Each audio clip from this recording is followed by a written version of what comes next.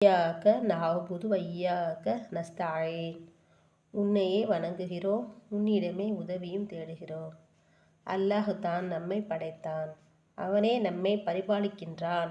இரவு பகலாக அவனது அற்கொடைகள் நம்மீது பொழிந்து கொண்டே இருக்கின்றன.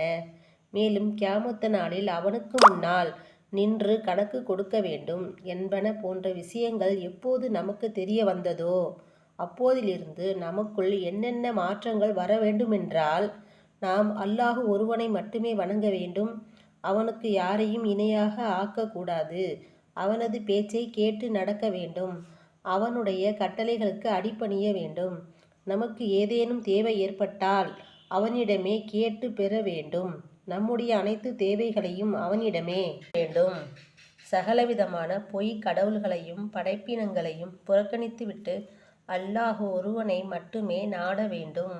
நம்முடைய ஒவ்வொரு காரியத்திலும் வெற்றி கிடைக்கவும் சகல அபாயங்களிலிருந்து பாதுகாப்பு வேண்டியும் அவனையே அழைக்க வேண்டும்.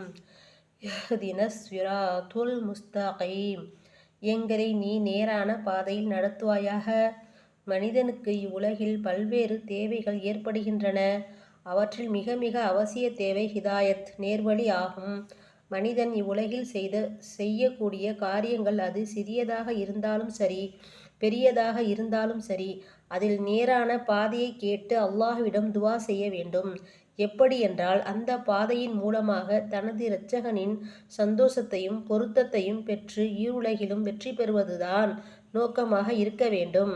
தீன் துன்யாவுடைய வெற்றி அல்லாஹ்வுடைய நேரான வழியில் நடப்பதில்தான் இருக்கின்றது. சிராத்துல் முஸ்தகீமை விட்டுவிட்டு தவறான பாதையில் நடப்பதில் மாபெரும் தோல்விதான் இருக்கின்றது. எனவே தான் அல்லாஹ் தஆலா இந்த ஆயத்தில் நமக்கு துஆ செய்ய கற்றுத்தந்துள்ளான். ஆகவே நாம் அனைவரும் அல்லாஹ் தஆலாவிடம் ஹிதாயத்தை கேட்டு துஆ செய்து கொண்டே இருக்க வேண்டும்.